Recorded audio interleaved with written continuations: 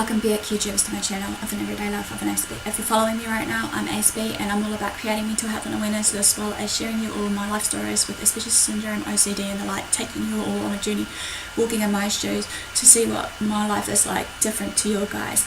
As you're aware, basically, as I shared before, that there were some series that I was hoping to address or to try and at least finish for you all, but it has come to light that something I feel close to my heart right now to share with you all based on the Let's Talk series, which was going to cover all these other important bits that I didn't cover in the very first part of it.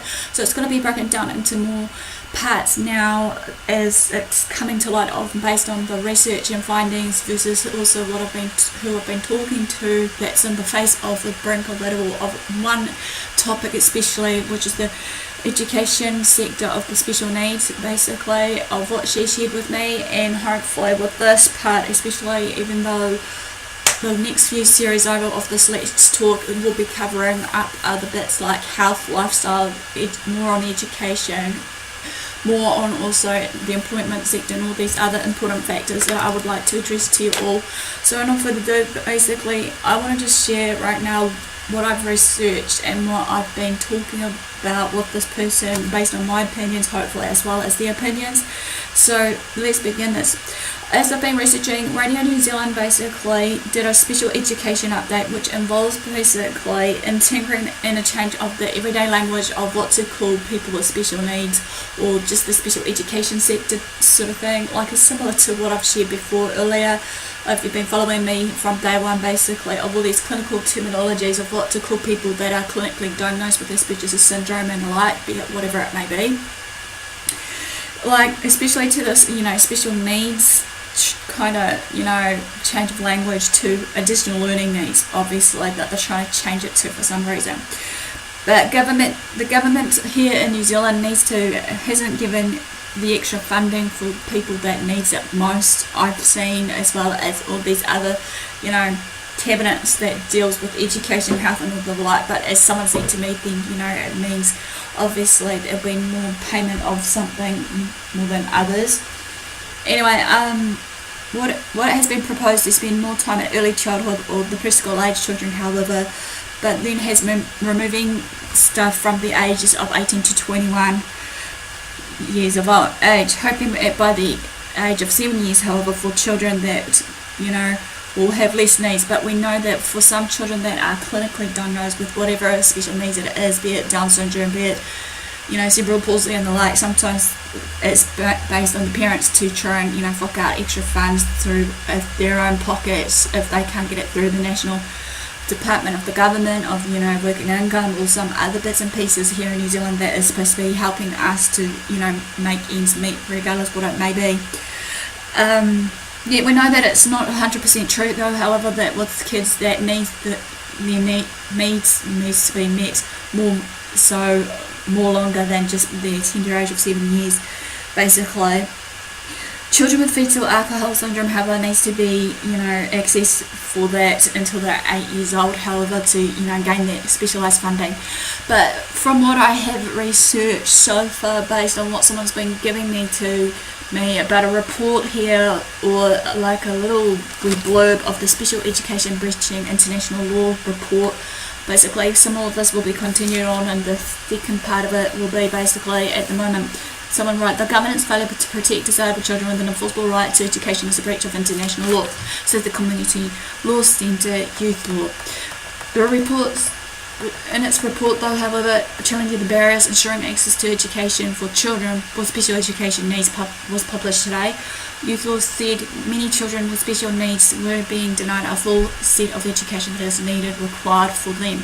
It has also said that schools needed more resources and better training so they could provide an inclusive education.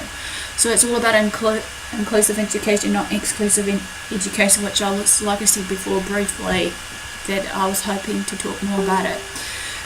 Youth Law Solicitor, basically, Kenton Star told 9 to noon demand for special education had grown faster than the increase in funding of the last decade.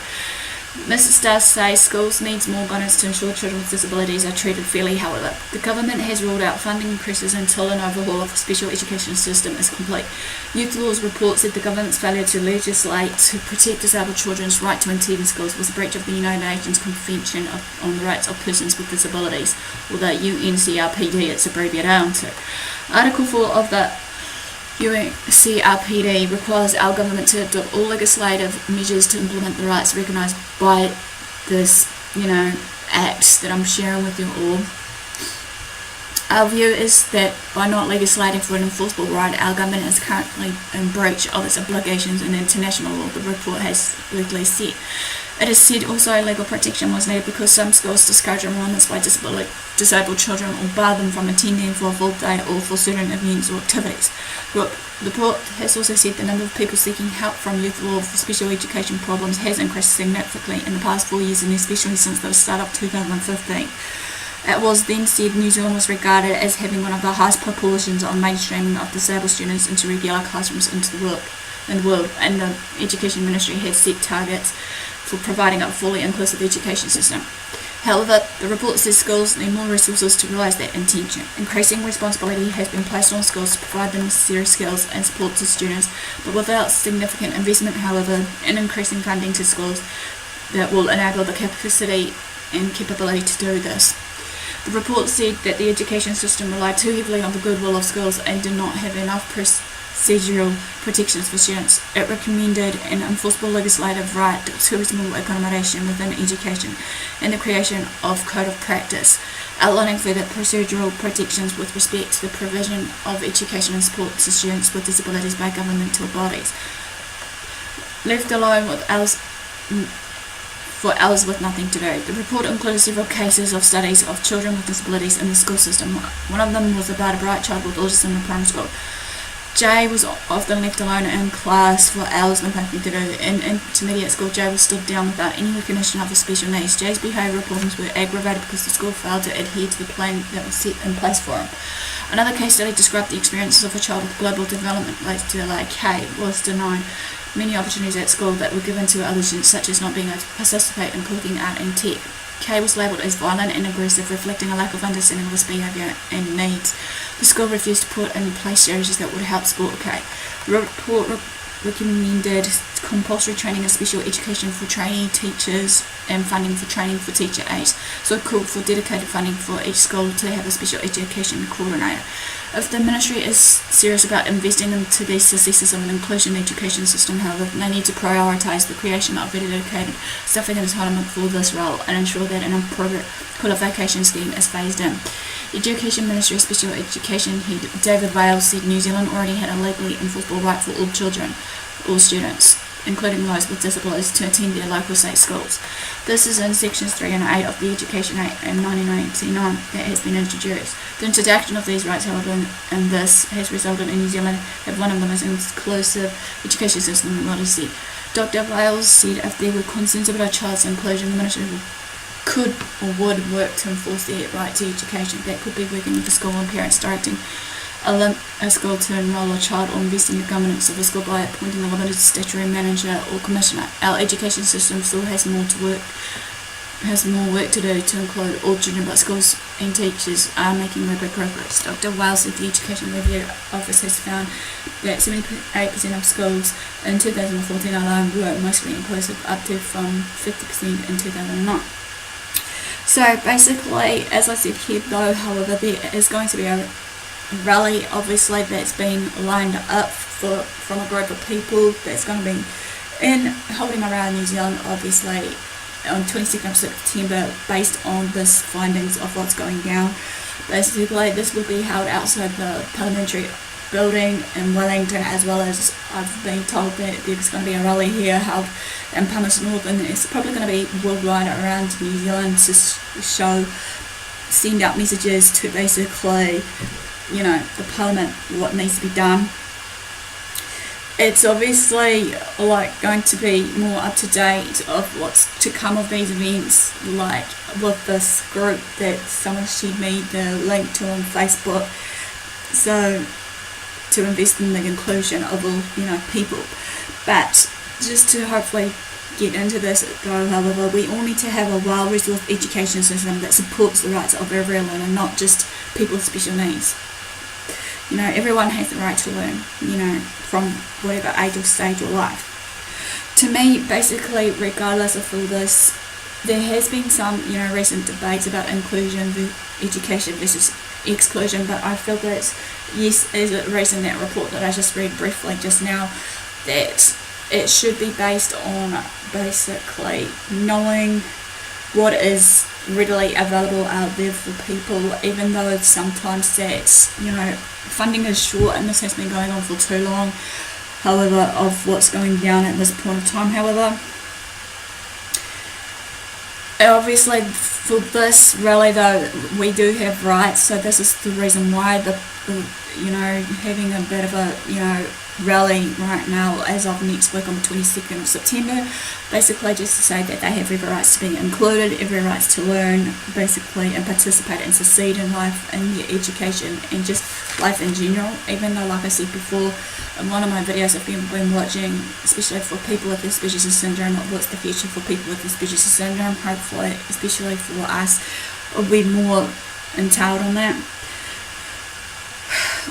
Even though I'll just hopefully share more to come to light of what's been going down about it, I might join this rally force in Palmerston North to show my support of this. I'm not sure as of yet, but I might get on behind this rally, however, because obviously this rally is all about wanting to see change in the education part of things, like I said. Okay, to someone who I was speaking to, I'm not going to address any names here, you know, on Facebook, they know who they are, if they are going to watch my videos or not, my view of this, as well as what we've shared briefly together. You know, we want to see more funding. Yes, it's true for that. You know, inclusive education needs to be properly resourced and funded by the government, as very few children with additional learning needs or support needs, however, receive proper funding in some cases. There are, however, some parents that might, like I said before, dig out in their own pocket to actually do, you know, give out their own funding, basically, based on also just paying for their teacher aids and the special aids equipment that may be needed, especially for people with higher special needs. You know, especially for some parents, they may be paying additional costs for training and, you know, for the, or shall we say, the tutoring for their child that has dyslexia. Some or many parents, however, with children that have special needs struggles to keep ends met for whatever reasons it may be, however, and this has been an ongoing problem for the last 27 years or more, however.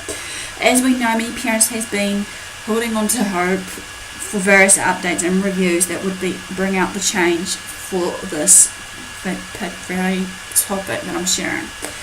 But there has been no systematic change, however. Too many kids and adults alike are missing out on the support and services they desperately need, however. The second article that I'm about to read to you all is the one that, as I said, is the growing concern for parents and individuals alike, basically, that is decided to have the rally basically in Wellington and worldwide in New Zealand to actually spread messages right now. And this one is obviously printed out in the 20th of April 2016, and it was called of this, you know, report or what have you, of what I've researched. Why is it such a battle to get special needs children the right help in schools? Okay, as we know, special education is important, just like any other education, which is under pressing scrutiny from many parents, teachers, teacher aides, and government. They have been asking themselves what's been working, what hasn't been working in that department of special needs, regardless. And there has been certain schools around New Zealand that's been trying to match fit the needs for the ones with special needs, regardless, be it dyslexic, autism, and the like. For one particular school, like here in New Zealand in Auckland at Newmarket School, a specialist teacher is working one-on-one with maybe a child who has special education needs. Probably they're asking her to arrange coloured sticks and columns presenting tens and ones while doing maths. At another table, however, at the very same school, a teacher aide sits with two more children while the school's special education needs coordinator talks with a local resource teacher of learning and behavioural, who advises teacher on how to work with children with disabilities.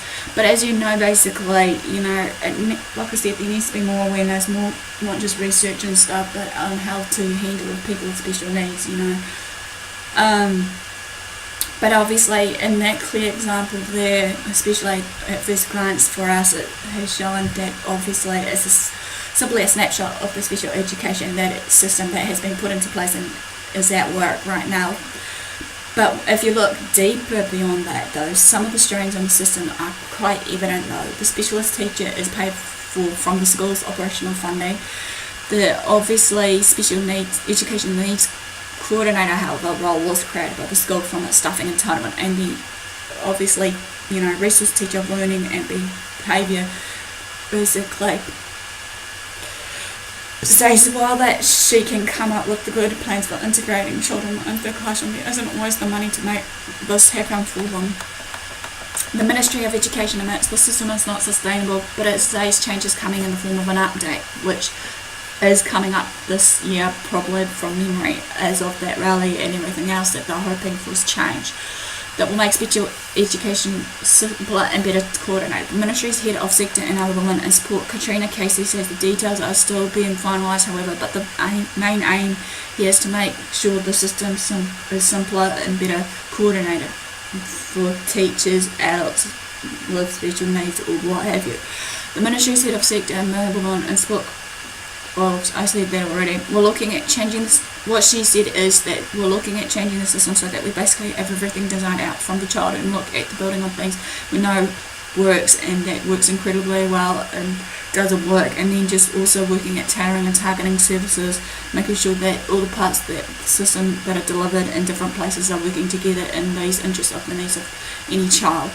A lot of criticism of special education systems on its funding, but in this case he says the ministry is not expecting to get more money for the update, however.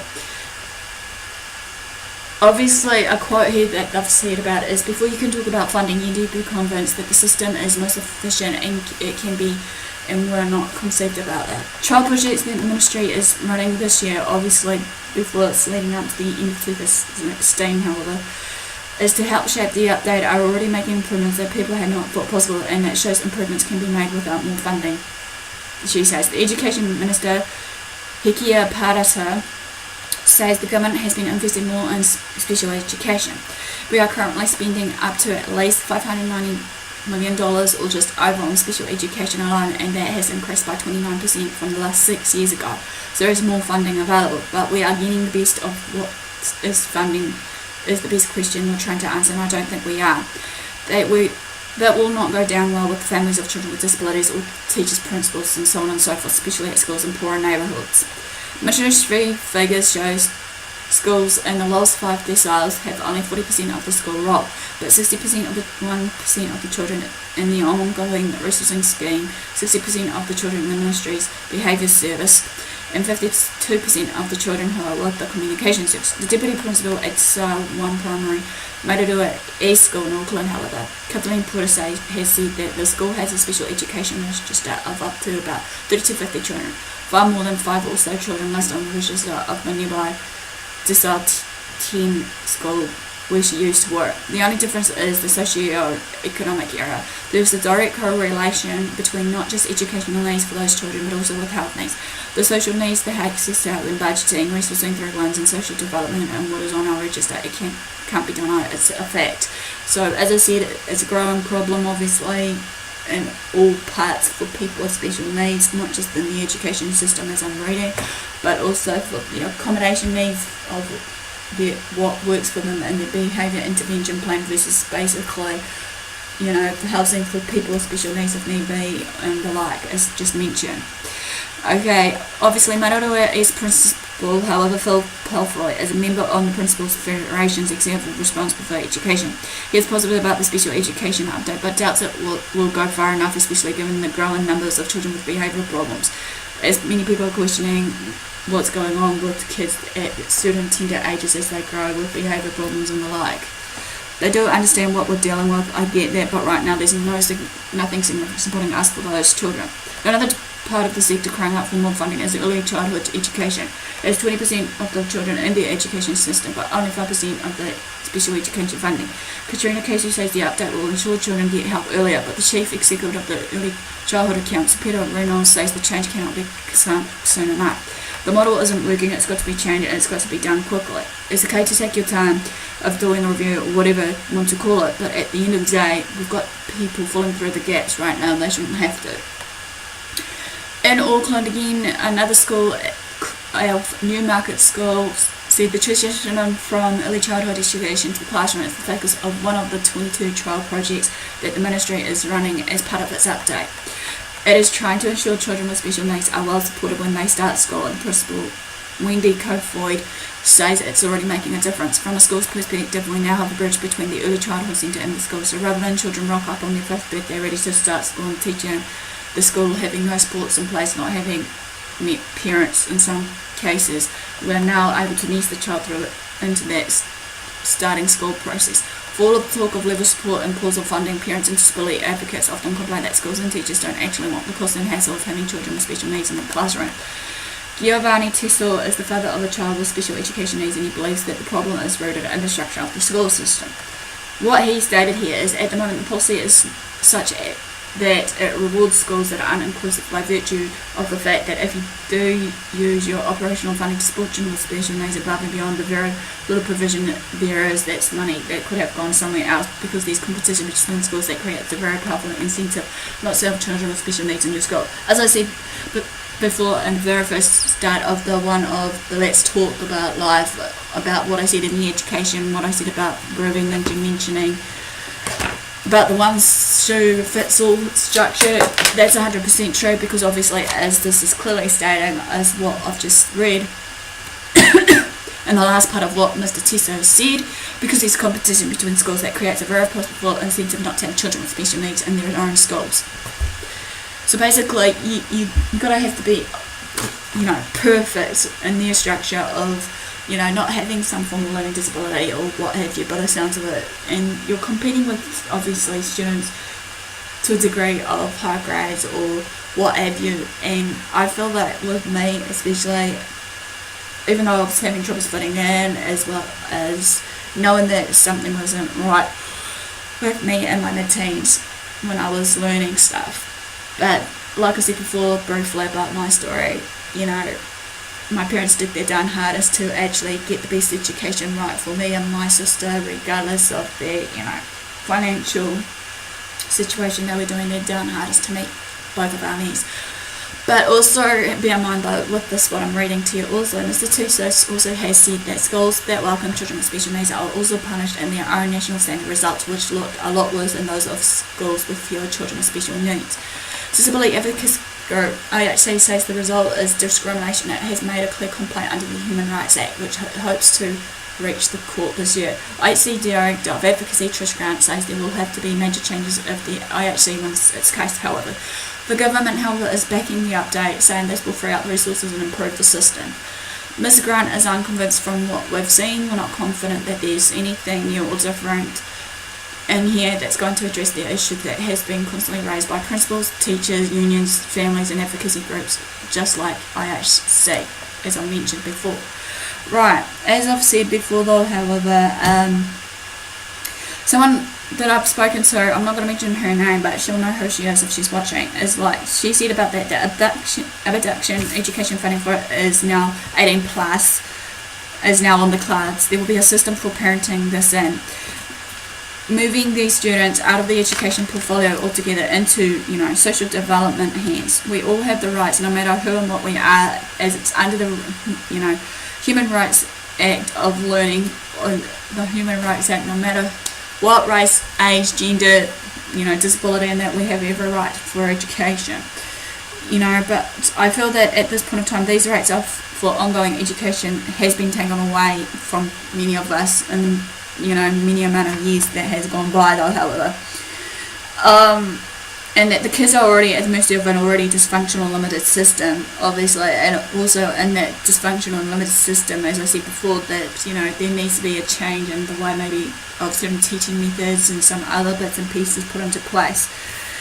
The Ministry of Education basically has previously known as special education has a fix it mentality on their mindset to reduce their education tail. For what I can see, this is based on what someone's shared with me, what the Ministry of Education for their presence in intervention is going to negate the need for ongoing support at older ages. Surely for some of us, this will be a big deal. There's a big focus on the Ministry of Education, special education bureaucracy. Obviously, everything in politics is bureaucratic. Reinvesting themselves to remain in charge. Interesting to note, though, however, on here is that when they release special education data, which I've got in my hot hands to research and share more on later on, just recently they included all special school infrastructural costs, but negated to include their own costs, however. While spending a huge amount of money, time and efforts on better early intervention services are a no-brainer, however, by just simply shifting the largely failed intervention model down the end isn't necessarily going to make any difference to the quality of teaching and learning that our kids know as special gifted, because every child is different when it comes down to their special needs, regardless of what they need to be taught, but are in now need of learning support, some of these ones that are labelled as special and gifted. The conflict of interest, however, that exists in the ministry as a policy provider that was mentioned in the cabinet paper that someone shared with me, which more in the piece, hopefully maybe part 3 of the Let's Talk in the education part of it will come to light. The area of intervention, however, disregarded all of this that I've just shared with you all. However, basically that ends the first part of the Let's Chat. Just basically education, special needs, give me the like for thumbs up, basically. Comment below if I've missed out anything, or just comment below to share your thoughts about what I'm sharing right now on this Let's Chat series, because obviously I want your guys' input as well as just my very own to show that you guys are engaging. Feel free to subscribe to my channel if you haven't done so. Feel free to also share these videos around to family and friends, and follow me on Twitter, Facebook for more updates of what's going on with me if you need be. So, and all for the guys, thanks for support, do what you love what you do. Until next time, have a great day. As